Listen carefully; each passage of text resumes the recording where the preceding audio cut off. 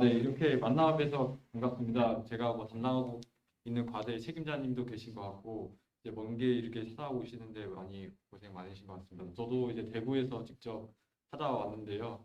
네, 화차차로 이제 오는데 한 3시간에서 4시간 정도 이렇게 걸리시더라고요. 근데 이제 서울에서 오시는데도 아마 그렇게 비슷하게 걸리시지 않으실까 생각이 드는데, 일단은 저희가 ATC 관련해 가지고 이제 총괄 맡고 계신 이호준 책임님께서 원래는 오셔야 되는데 다른 업무 때문에 오늘 참석이 좀 불가능하신 것 같아서 제가 대신해서 참석하게 됐습니다.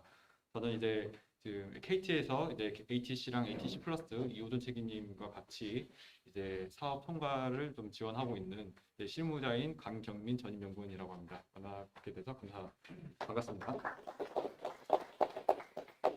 네, 일단은 저희가 이제 ATC랑 ATC 플러스 각각에 대해서 이제 뭐 안내 드릴 말씀이 있습니다. 일단은 뭐 가볍게 이제 ATC 쪽 이제 기존에 수행하셨던 분들께 도움이 되지 않을까 싶어서 이제 ATC 플러스에 대한 간단한 소개 먼저 드리고자 합니다. 저희가 이제 아시다시피 ATC 이후에 이제 후속 사업인 ATC 플러스가 이제 런칭을 했는데요. 2020년부터. 네, 저희 기존에 ATC를 수행하셨던 분들은 이제 국내 트랙, 이제 해외 트랙 각각에 나눠져 있습니다. 잘 보이시지는 않을 것 같은데, 이제 국내 트랙은 참여를 못하지만은 이제 해외 산하경 개방 협력이라고 해서 해외 트랙이 이제 기존 ATC를 수행하셨던 분들도 사업에 참여하실 수 있습니다. 좀 다른 점이 있다, 국내 트랙이랑 좀 다른 점이 있다고 하면은 그 말 그대로 해외 기관이 이제 참여를 해야 됩니다.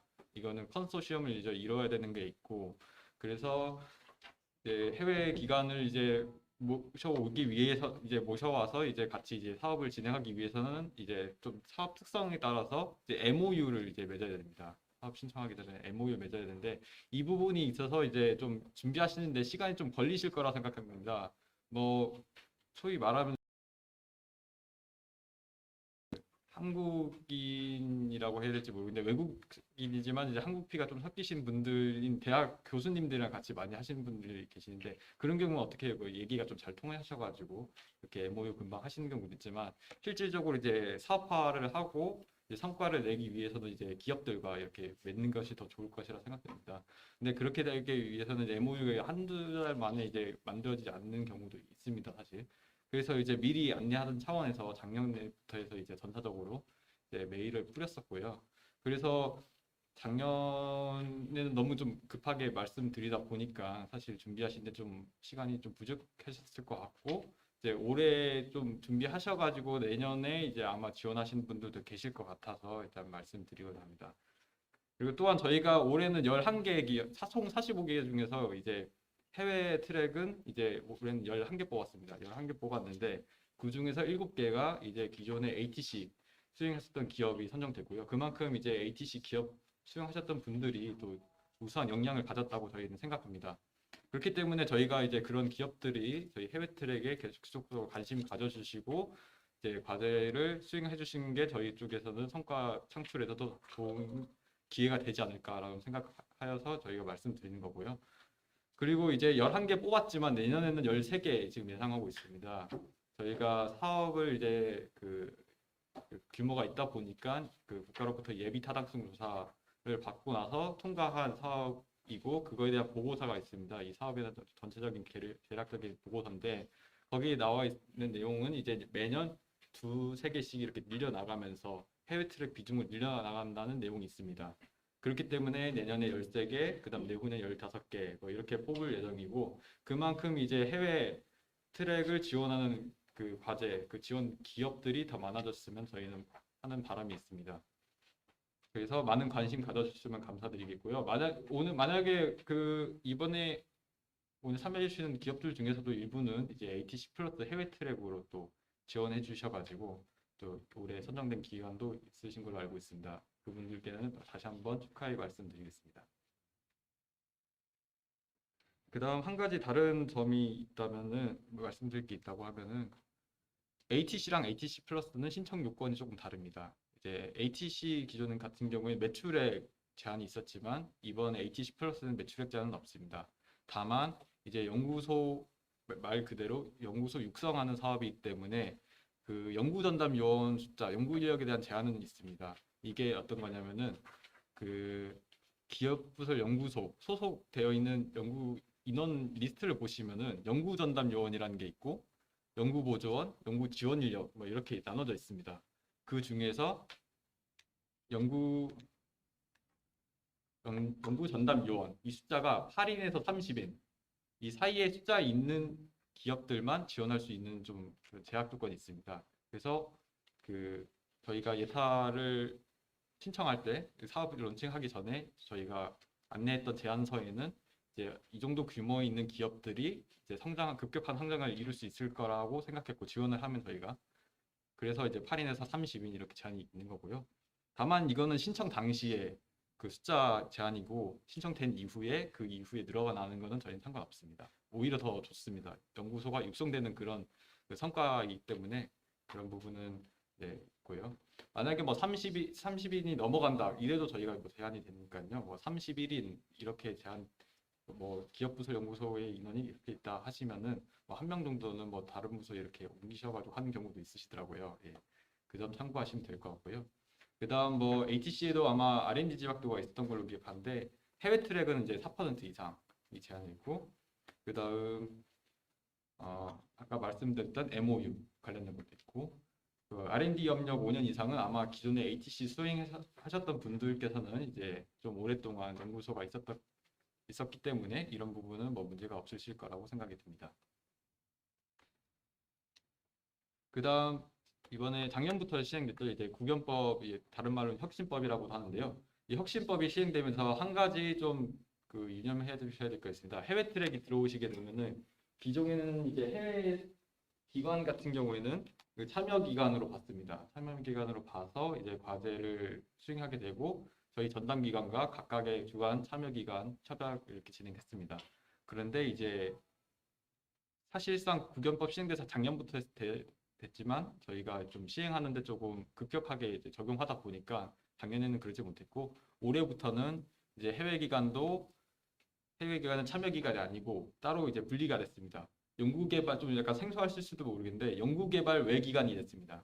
그래서 실질적으로는 참여 기관이 아니지만 이게 저희가 과제를 수행하는 데 있어서 구속력은 어느 정도 있어야 이제 주관기관 쪽에서 이제 연구 수행하시는 데 도움이 되실 거라 생각해서 저희는 뭐 기존의 방식대로 뭐 주관기관과 해외기관 간에 계약서를 체결하게 되어 있습니다.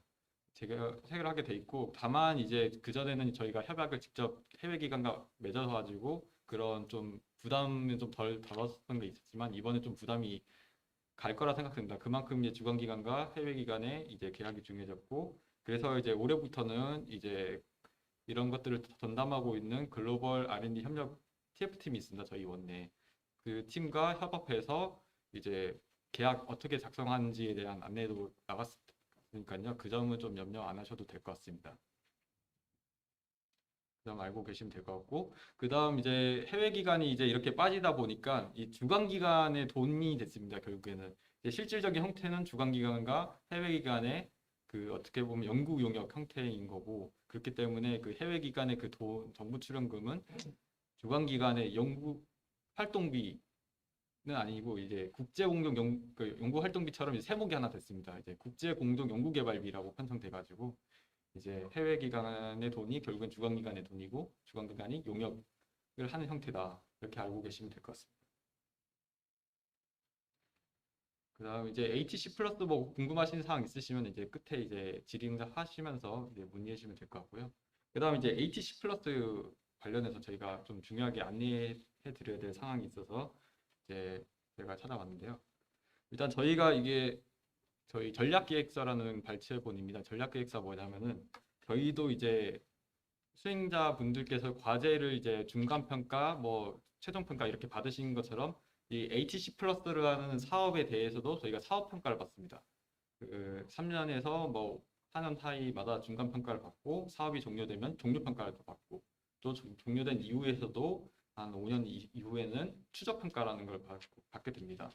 그런 그 사업평가를 받으면서 저희도 세 단계로 우수, 보통, 미흡 이런 평가를 받게 되는데 저희가 만약에 미흡을 받게 되거나 뭐 평가를 좀 안 받게 못 받게 된다 이렇게 되면은 결국에는 그 사업에 대한 차년도 예산이 삭감되는 그런 문제가 있습니다. 그래서 저희가 성과를 좀 많이 종료를 많이 하고 있는 것도 그런 이유에서 일환이라고 생각해 주시면 될 것 같고요. 그래서 이제 전략계획서라는 거는 결국엔 이제 저희 HC 플러스에 대한 사업 평가를 받기 위해서 정량적 목표를 잡는 거라고 생각하시면 됩니다. 정량적 목표를 잡는 거고 전통적으로 저희 HC는 매출, 고용, 그다음 이제 특허 이 세 개의 지표를 주로 이제 저희 정량적 목표 사업 성과 지표로 잡았습니다. 그 성과 지표를 잡는 게 저희 전략계획서를 잡는 거고 그 일부 발제본입니다. 저희가 올해 작성하고 있고요. 이제 20년부터 시작했으니까 이제 3년 후인데 내년이면 저희가 사업평가를 받습니다. 사업평가를 받기 전에 올해 전략계획서를 작성해서 이제 부처나 아니면 과기부 승인을 받고 나서 이제 확정되면 내년에 그 지표로 평가를 받게 됩니다. 그런데 이제 유념해 주셔야 될 게 저희가 지금 아직 확정된 건 아니지만 이제 일부 있습니다. 이제 지금 생각하고 있는 게 고용, 특허, 매출 이건 그대로 갑니다. 가는데 순고용 이렇게 좀 바꿀 생각이고요. 순고용으로 바꿀 생각이고 특허도 스마트 특허 이제 거의 그대로입니다. 스마트 특허도 그대로고 매출도 사업화 매출 그대로인데 저희가 HC랑 HC 플러스가 뭐 사업 목표나 아니면 그런 내용들 좀 보시면 결이 다르신 거를 알 수 있을 겁니다. 신청 요건에서도 마찬가지로 HC는 이미 규모가 어느 정도 큰 기업이 시작해서 그 상품을 판 그 매출 가지고 직접 매출 가지고 저희가 성과로 주로 이렇게 책정을 해왔습니다. 그런데 이제 HC 플러스는 조금 다른 게 이제 저희가 지원을 하면 급격한 성장을 이루는 성장 가도에 있는 그런 연구소를 지원하는 그런 사업이다 보니까 이게 매출로 이렇게 직접적으로 비교를 한다는 게 사실 좀 저희 쪽에서도 문제가 있다고 생각하지만 그래서 이제 매출 목표를 낮추고 싶습니다. 그렇지만 그거를 받아들일지는 미지수입니다. 사실 왜냐하면 HTC 플러스가 HTC의 후속 사업이기 때문입니다. 그래서 저희가 이제 사업화 매출 쪽을 좀 보시면요, 이제 보이실지 모르겠지만은 뭐 여러 그 세 개 말고도 다른 지표도 좀 고려하고 있습니다. 이제 HTC 이제 사업 10억 원당 사업화 매출액을 보시면은 10억 원당 매출액이 5.48 이게 어떻게 나오냐면요. 이제 작년 21년도에 종료한 과제 HTC 사업들의 과제들의 그 성과를 분석을 했습니다.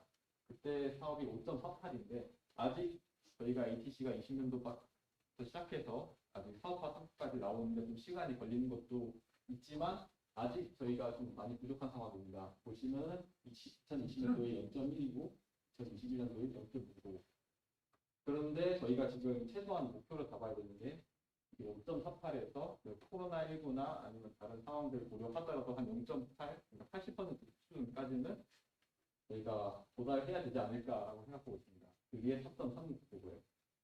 그래서 이게 갭이 많이 차이 납니다. 이것 때문에 저희가 그 전략기획서 작성하는 데 있어서 이해관계자 회의를 하거든요. 이게 이해관계자 회의가 뭐냐면은 이제 HC 플러스 수행하고 계신 분들 책임자 아마 자비스의 이제 민 이사님이랑 뭐 큐버의 부사장님도 오셔가지고 같이 얘기를 나눴었는데요. 이거를 어떻게 하면 달성할 수 있을까? 혹은 이 지표가 타당한가? 이런 회의를 진행했었는데 거기서 이제 나왔던 얘기 중에 하나가 저희가 HTC 주로 이제 수행기관 쪽에서는 이렇게 생각합니다. 매출 나오면은 직접 매출, 이 과제 통해서 나온 이 상품에 대한 매출 이거를 이제 주로 넣는다고 생각하는데 저희가 실질적으로 성과를 집계할 때 받는 거는 간접 매출까지 받습니다. 간접 매출까지 받는데 그 기술과 관련된 간접 매출까지 받는데 이런 경우가 있습니다. 예를 들어서 이제 코로나19 때문에 그 저희 젠바디 과제였던 걸로 기억하는데 dengue 관련돼 가지고 그 검사 키트 관련된 그 과제였는데 그 실제 말레이시아 그런 동남아 쪽에 가서 실제 검체 추출도 하고 그런 이제 뭐 실험도 하셔야 됐는데 코로나19 때문에 외부를 나가지 못했습니다. 나가지 못해서 사실 그쪽 부분으로는 매출이 나오기 좀 힘든 상황이라고 하셨습니다. 다만 이제 코로나19 이제 생기면서 그 관련된 기술을 가지고 코로나19 진단 키트 쪽에 기술 적용했고 그것 때문에 매출이 좀 많이 나올 거라고 말씀하셨습니다. 이게 바로 간접 매출이 될 수 있는 거고 그런 간접 매출을 많이 나중에 이제 22년부터 올해에 대한 이제 성과가 이제 내년도 사업 평가 받으실 때 적용되기 때문에 그런 부분들을 이제 유념하셔가지고 꼭 사업화 성과로 제출해 주셨으면 합니다. 그런 이제 그 간접 미출에 대한 금액은 100%가 아니더라도 그 기여도라는 게 있습니다. 매출에 대한 기여도가 있는데 그거에 대한 판단은 또 이제 책임자님들, 이제 수행 기관에 이제 있는 연구자님들의 몫입니다. 그 판단은 왜냐하면은 이제 그 부처나 아니면 다른 상위 기관에서 아니면 혹은 저희가 자의적으로 이게 기술이 관련도가 몇 퍼센트가 있다 이런 걸 판단할 수가 없기 때문에 결국에는 그 판단의 몫은 수행기관에 맡기게 돼 있고 그런 그 매출에 대한 그 기여도 그런 걸 잘 산정해 주셔가지고 최대한 이 HTC 플러스에 관련된 기술로 해서 매출로 해서 성과를 등록해 주셔야 저희가 내년도 성과 평가를 받는데 도움이 될 거라고 생각합니다. 그리고 저희가 사업 평가가 저희 지금 예산 관련돼서 뭐 얘기 더 말씀드릴 게 있는데 요즘에 이제 신정부 들어서고 나서 예산 지금 깎는데 혈안돼 있습니다. 지금 뭐 소상공인들 뭐 지원해 주신 뭐 600만 원씩 더 지원한다고 그런 말이 있는데 그 돈이 결국에는 뭐 추경을 하는 것도 있겠지만 그 돈이 부족해서 결국 R&D 자금에서 끌어오는 것도 있습니다. 실제로 예로 저희 2020년도에 그 과제 시작하신 분들도 계시겠지만 그때 보통 원래 저희가 4월부터 시작됩니다. 과제가. 근데 2020년도 한 해서만 5월부터 시작되는 걸로 했습니다. 그게 왜 그런 거냐면은 이제 그때 코로나19 막 창궐했을 때 그 온 국민 재난지원금 100만 원씩 준다고 해서 돈을 다 끌어왔습니다. 그 중에 일부가 HC 플러스의 돈이 있었고 저희가 협약하기 전에 9개월 원래 지원해줘야 될 돈 중에서 1개월을 깎아서 결국에는 저희가 지원을 해줬던 거고 그런 문제점들이 있기 때문에 올해 저희가 예산을 깎이지 않도록 지금 노력 많이 하고 있습니다. 그래서 그렇지만 저희 사업이 그 이전에 계속 평가 받아왔던 그 우수 판정을 받아왔던 것들이 있고 그다음 사업 성과가 잘 나왔기 때문에 저희가 지금까지는 뭐 방어를 잘 하고 있지만은 지금 형태가 어떻게 되고 있냐면 돈 준 것까지 뺏고 있는 상황이거든요. 돈 준 것까지 뺏고 있는 상황이라서 사실 예, 저희가 난감합니다. 그래서 사비 지급도 빨리 하려고 지금 노력하고 있고 이제 이번 달 안에 돈 빨리 지급 안 하면 또 깎을 수도 있거든요. 그래서 지금 저희가 좀 뭐 주말에도 출근하는 경우도 있고 그렇습니다. 그래서 뭐 말씀드리자면 예산 깎이지 않기 위해서는 저희는 뭐 수행자분들께 최대한 어, 나눠드려야 되기 위해서는 결국에는 같이 노력해야 된다는 점 잊지 않았으면 좋겠고요. 그 다음 한 가지 더 아까 매출 말고 하나 더 말씀드릴 게 있는데요. 특허 관련돼 가지고 네, 스마트 특허 점수라는 게 있는데 저희가 등급을 매기게 됐습니다. 저희가 직접 매긴 거 아니고 한국발명진흥회에서 이제 자체적인 계산식을 이용해서 이제 이 특허에 대한 뭐 기술성이나 아니면 권리성 등을 종합적으로 분석해서 등급을 매기게 되는데 이게 높으면 높을수록 좋습니다. 저희 쪽은. 근데 이게 상대 평가기 때문에 이게 높은 좋은 특허인지 아닌지 뭐 사실 이게 비등급 저희가 목표로 한건 비등급 이상이거든요. 비등급 이상인데 이게 사실 비등급 이상인지 아닌지 모릅니다. 근데 이게 산정할 때 우수 특허 비율만 보고 있는 저희가. 그러니까 질적으로 낮은 특허가 양쪽으로 이렇게 막 성과로 등록하는 것보다는 뭐 비등급 이상의 우수한 특허를 한두 개 사실 양쪽으로 이렇게 많지 않더라도 우선 특허 한두 개 있는 게 저희 쪽에는 더 유리합니다. 그렇기 때문에 이번에 특허 만약에 저희 쪽에 성과로 등록하신 게 있으시면은 수행기관에서 판단하셨을 때 이게 돈이 되는 거냐 아니면 질이 좋다, 좋지 않은지를 이제 생각해 보시고 좋다고 생각하시는 것만 제대로 넣어주셨으면 감사하겠습니다.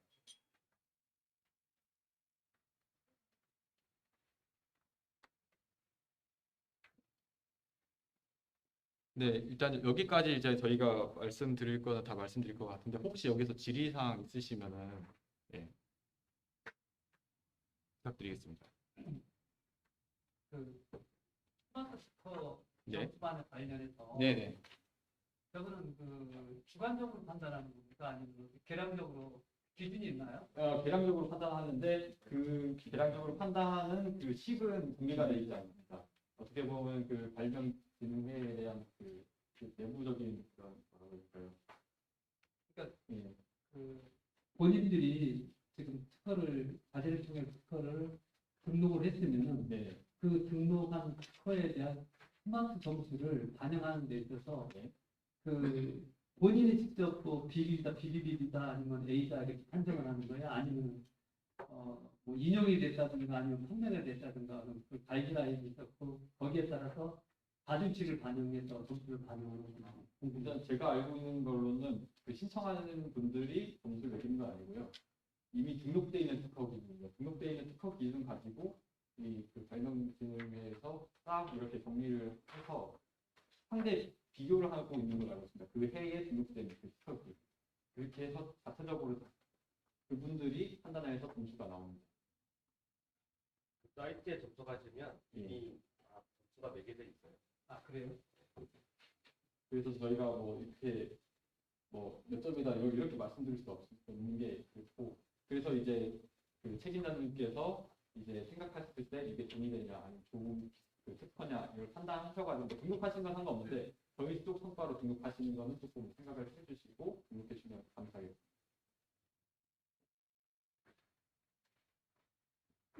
혹시 뭐 네. 다른 질문 있으시면 질문해 주시죠. 네, 더 이상 없으시면 이것으로 예. 네.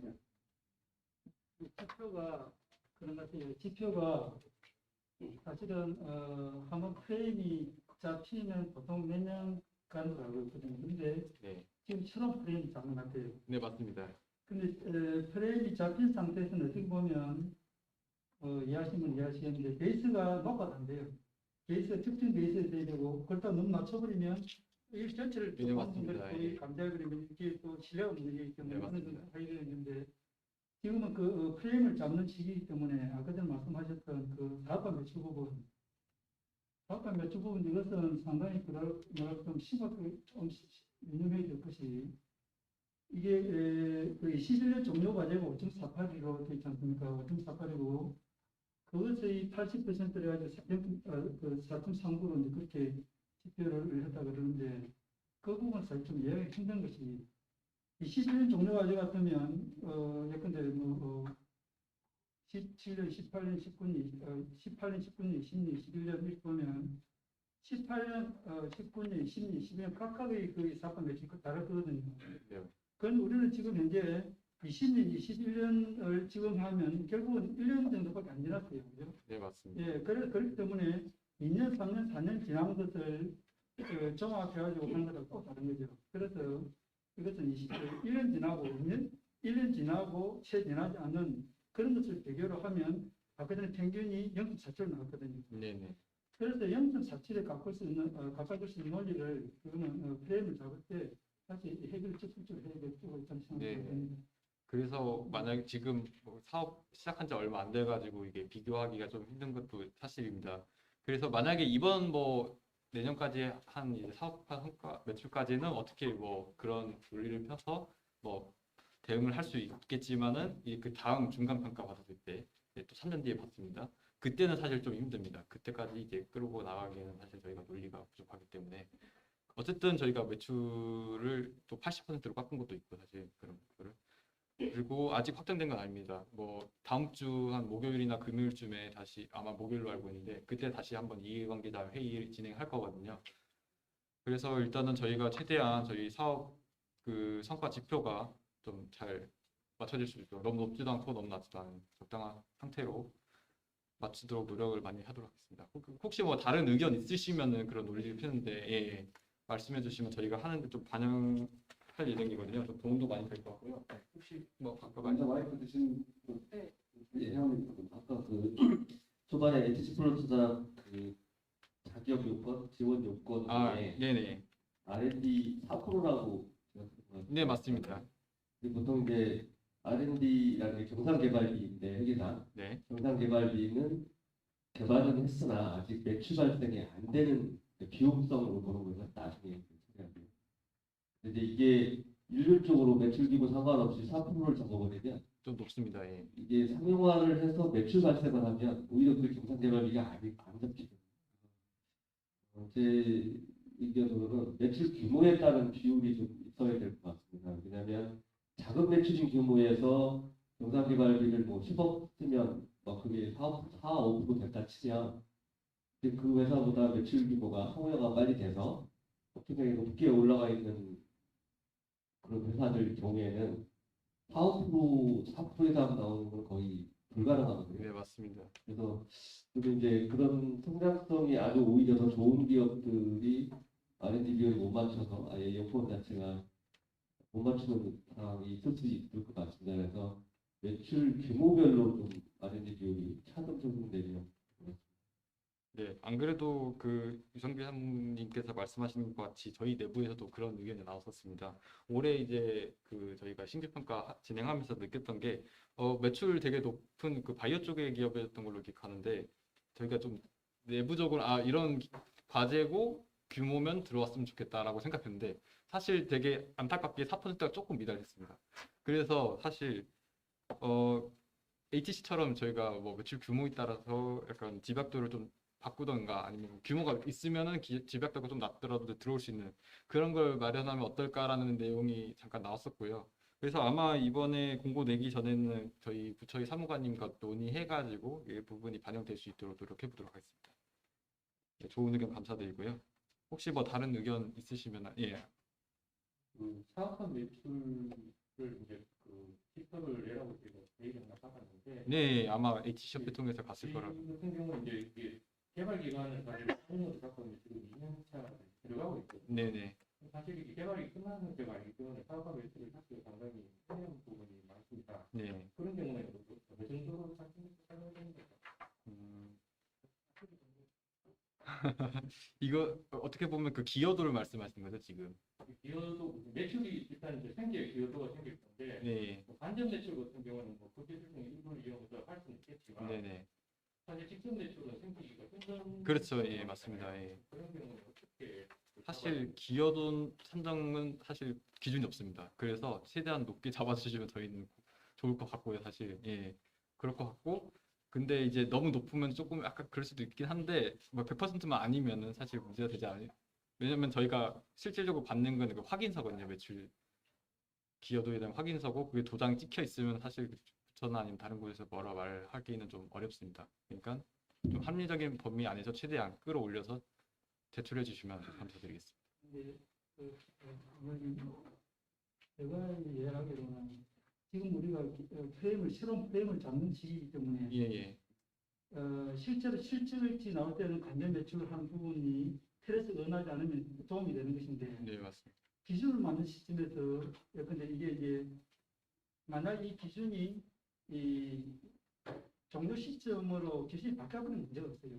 네. 문제가 없는데 그렇지 않고 20년, 21년, 22년 이런 식으로 가면 이 결국은 사업 종료 1년 또는 1년 지나도 2년밖에 안 되는 거예요. 네. 그렇기 때문에 베이스를 기준이 이런 베이스를 높으면 안 돼요. 그러니까 처음 이제 나오는 이제 그 성과 자체가 이렇게 높으면 안 된다는 말씀이신가요? 그래서 일단 기업에서 예측하는 장치를 내야 되는 거예요. 장치를 내야 되고 그 다음에 간접 매출도 사실 우리 이 성과에 도움 되려면 다음이 생각해야 돼요. 지금 집회 말 때는 간접 매출도 한번 넣으면 안 돼요. 그거는 왜냐하면 간접 매출은 우리끼리 생각하는 어떤 시즌 카드를 생각해야 돼요. 그래서 지금은 지표를 만들 시스템이기 때문에 예측하는 장치를 내야 되는 거예요. 엉튀기 하면 좀 위험하죠. 예, 그럴 수 있습니다. 예. 어떻게 보면 매출이 점점 성장해 나가는 그런 그 집 성과가 나와야 되는데 처음부터 이렇게 너무 높게 나와가지고 칠 수가 있고 그렇게 되면 앞으로 그 뒤에는 더 힘들어질 수도 있는 그런 상태일 것 같습니다. 그래서 일단 저희가 아직 확정된 지표는 아니기 때문에 계속 저희가 논의하면서 적도록 했고 이제 기억해 주셔야 될 건 간접 매출을 일단 넣어 주시는 건 맞을 것 같습니다. 일단은 근데 그 비율을 이제 너무 높게 잡을지 너무 낮게 잡을지는 이제 저희가 다시 논의해 봐가지고 다시 안내해 드리도록 하겠습니다. 한 가지만 좀 더 질문 드리면요. 네, 지금 그 LTC 전담 요원으로 해가지고 지원 조건이 되어 있는데 실제 네. 사업 계획을 수행할 때 네. 전담 요원 플러스 기업에 있는 직원이나 신입 직원들도 이 사업에 참여 요원으로 가능한가요? 네, 가능합니다. 근데 다만 이제 아까 말씀드린 그 기준은 연구 전담 요원으로 8인에서 30인 이 기준이랑 참여 연구자로 들어갈 수 있는 기준이 다릅니다. 처음에 2020년도 당시에는 저희 연구 전담 요원만 그 과제에 참여할 수 있게 했었는데 사실 이렇게 되면 좀 문제가 많이 있다고 저희가 판단해서 21년도부터는 연구 보조원까지는 저희가 과제 참여할 수 있도록 했거든요. 네, 그 점 알고 계시면 좋을 것 같습니다. 말씀하신 부분 참 확인을 하고 싶은데요. 네, 그 연구소 소속이 아닌 직원도 참여를 할 수 있다는 말씀이신가요? 그거는 조금 어려울 것 같습니다. 네, 연구소 소속이어만 됐 네, 맞습니다. 예. 신규 직원 같은 경우는 연구소 요원이 아직 안 되지 않나요? 체험 같은 경우. 예, 등록하시면 됩니다. 그러면 예, 채용하시면. 나름대로 회사 기준이 있어서 좀뭐 1년 지켜볼 수도 있는 건데. 바로 이제 뭐 퇴사하시는 분들도 계시고 그러고. 나름대로 연구용 하고 좀 차이가 있을 거예요. 예.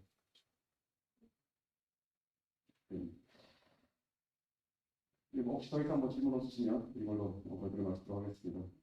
LG 사업 전담 관리에 대해서 답변이지 캐스트 공약이 많이 되는 것 같습니다.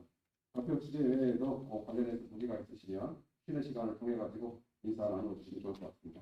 다시 한번 뜨거운 박수 부탁드리겠습니다. 네, 감사합니다.